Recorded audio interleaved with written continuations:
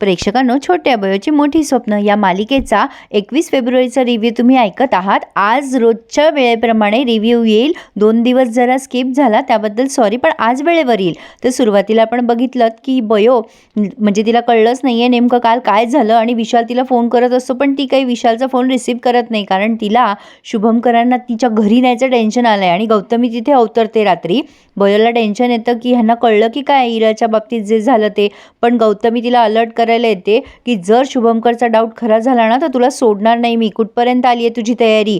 ती सगळे हालचाल घ्यायला आली आहे बयोचे की नेमकं बयोचं चाललंय काय ते बघायला, आणि पुन्हा तिला धमकावून निघून जाते. आता बयो पप्प्याला फोन करते की त्याची सगळी तयारी झाली आहे की नाही. आता पप्प्या म्हणजे काय मस्त मवाल माणूस आहे.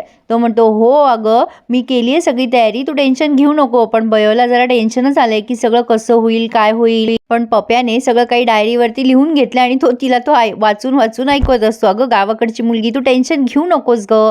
आता इराला टेन्शन आलेलं असतं झालेल्या सगळ्या प्रकाराचं. शुभमकर तिच्या जवळ बसतात आणि विचारतात काय झालं बाळा तुला, इतकी टेन्शनमध्ये काय आहेस?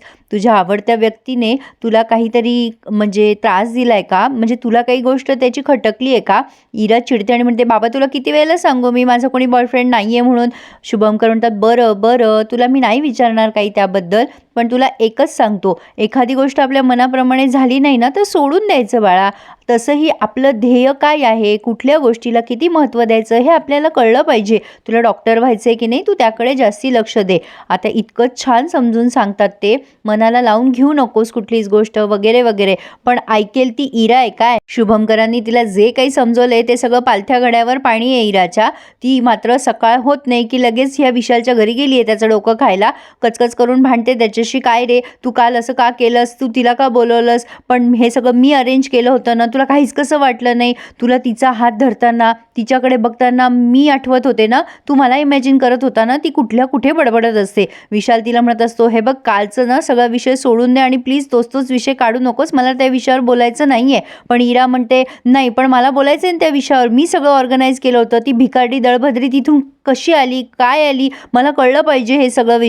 विशाल म्हणतो बरं ठीक आहे तुला विषय काढायचाच आहे ना तर काढ, पण मलाही तुझ्याशी बोलायचंच आहे. हे बघ इरा मला ना तुझ्याबद्दल काहीही वाटत नाही जसं तुला वाटतं, मी तुला हे यापूर्वीही सांगितलंय. इरा म्हणते असं का बोलतोयस तू विशाल, अरे तू तर माझ्यासोबत कसा वागत होतास गेले काही दिवस. विशाल म्हणतो कसा वागत होतो मी. आता इरा म्हणते अरे म्हणजे फ्रेंडली. तेव्हा विशाल तिला सांगतो की मला सरस्वतीने तुझ्याशी मैत्री करायला सांगितली होती म्हणून मी तुझ्याशी तसा वागत होतो, तू सुधरशील म्हणून.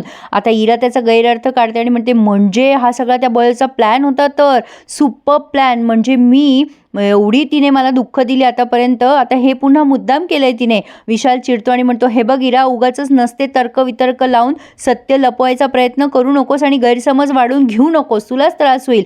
तुझी इच्छा असेल तर आपण फक्त आणि फक्त मित्र म्हणून राहू शकतो. पण आता इरा त्याचं काहीही ऐकत नाही आणि तिथून रडून निघून जाते. विशालच्या डोक्याला नसता ताप झालाय असं म्हणायला हरकत नाहीये, पण विशालही जरा स्पष्ट बोलत नाही इराशी, उगीच गोलमोल बोलतो. पण आता बयो आली आहे इकडे पप्प्या दादाकडे आणि यांची तयारी कुठवर चालली आहे ते बघतीये. म्हणजे तिच्या खोट्या आईबाबांची, राजाराम काकांची आणि मनीषाताईची. राजाराम काका आणि पप्प्या नाटकच करत असतात. बयो त्यांना म्हणत असते असं तुम्ही नाटकी बोलू नका, खरं खरं बोला, बाबांना डाऊट येईल नाही तर. पप्प्या दादा म्हणतात की त्यांनी जर विचारलं तुझ्या वडिलांनी की तुझी जन्मखूण वगैरे सांगा तर. बयो म्हणते हां माझ्या कानामागे एक तीळ आहे, बाबांना तो माहिती नाहीये. मग राजाराम काका म्हणतात पण या बाबाला तर माहिती आहे ना, तू आता काळजीच करू नकोस, सगळं काही व्यवस्थित होईल बघ. बयो म्हणते हो आता हे घर ना एकट्या माणसाचं वाटतं, त्यामुळे मी काही कपडे आणलेत माझे, ते असे इकडे तिकडे आपण टाकूयात म्हणजे बाबांना डाऊट येणार नाही. आणि मनीषाताई तुम्ही ना या घरावरून जरा तुमचा हात फिरवा, बाईचा हात लागला की घर कसं छान वाटतं. मग आता मनीषाताई पण हो म्हणतात. मनीषाताई म्हणजे राजाराम काकाची मैत्रीण आहे जी बयोच्या आईचा रोल प्ले करणार आहे. आता राजाराम काका म्हणतात तू काळजीच करू नकोस. बयोला जरा टेन्शन आलंय खरं, पण आता ती पोहोचली आहे शुभमकरांकडे. मग आता शुभमकर म्हणतात काय ग सरू, बरी आहे ना तुझ्या वडिलांची तब्येत? ती म्हणते हो बरी आहे ना आता. मग शुभमकर म्हणतात अगं तू आयडीजचं काय केलं पण? मग आता बयो म्हणते मी बाबांना सांगितले, ते बरे झाले की काढून देतील, पण चला ना तुम्ही, माझ्या आईने सगळीच तयारी करून ठेवली आहे. तर आता शुभंकर म्हणतात, अगं फार काही करायला सांगू नको तुझ्या आईला, मी काय फक्त तुझ्या वडिलांना भेटेल आणि मग आम्ही घरी निघून येऊ. आता गौतमी हे सगळं ऐकत असते. शुभंकर म्हणतात, तुझ्या आई-वडिलांना काही प्रॉब्लेम तर नाही ना आम्ही त्यांना भेटायला आलो तर? गौतमी म्हणते, अरे का प्रॉब्लेम असेल त्यांना? आपण त्यांना भेटायलाच जातोय ना फक्त. काय गं सरू, बरोबर बोलते ना मी? आता ही बयो म्हणते, हो हो बरोबर आहे तुमचं. मग गौतमी म्हणते, चल शुभंकर आवर, आता उशीर होतोय ना आपल्याला. मग शुभंकर म्हणता, हो हो आलोच मी जरा रेडी होऊन. आता हे दोघंजणं गेल्यानंतर आरव बयोला म्हणतो, हे बघ बयो, मला असं वाटते की अजूनही वेळ गेलेली नाही आहे, तू बाबांना सगळं खरं खरं सांगावं. बयो म्हणते, अरे दादा आता खरंच वेळ निघून गेली आहे, माझ्या हातात काही नाही आहे, आता जे व्हायचं ते होऊ देत. आरव म्हणतो, अगं तू अजून किती खोटं बोलणार आहेस बयो? तेव्हा बयो म्हणते, ते मला पण नाही कळत आहे दादा, पण आता मला जावं लागेल. आता प्रेक्षकांनो, हा अभिराम खरंच डोक्यावर पडलेला दाखवलाय त्यांनी. हा अभिराम चुगल्या करत असतो इराकडे बायकांसारख्या. काय गं इरा, काल तुझा कार्यक्रम स्पॉईल झाला म्हणे आणि त्या सरस्वतीमुळे स्पॉईल झाला का? आणि ती कशी काय पोहोचली गं त्या व्हेन्यूवरती? म्हणजे विशालला आणि तुलाच माहिती असेल ना लोकेशन, का त्या विशालने बोलावून घेतलं होतं तिला? आता इरा म्हणते, ते मला काही माहिती नाही आहे. मग हा अभिराम म्हणतो, हो का? नाही म्हणजे तू आणि विशाल फिरत होतात ना सोबत, मग तुमचं काय झालं? मग इरा म्हणते, तो माझ्याशी फक्त फ्रेंडशिप ठेवत होता, तेही बयोच्या सांगण्यामुळे. अभिराम म्हणतो, हो काय? म्हणजे ती सरस्वती हे सगळं मुद्दाम करत होती तर? आता तू बघच, म्हणजे तुझा तर विशाल झाला नाहीच, पण ती सरस्वती त्याला बरोबर आपलंसं करून घेईल. म्हणजे हे सगळं तिने मुद्दाम केलं तर, जाणून बुजवून. हा तिचाच प्लॅन होता. म्हणजे करेक्ट लोकेशनवर, करेक्ट योग्य वेळी, योग्य ठिकाणी, योग्य तारखेला ती कशी काय पोहोचली विशालबरोबर? म्हणजे हे सगळं त्यांनी ठरवून केलं तर. म्हणजे ह्या अभिरामला असं सुचवायचं इराला की इराचा मुद्दाम त्यांनी पोपट केला आणि इरा त्याच्यावर चिडते, गप्प बस अभिराम म्हणून.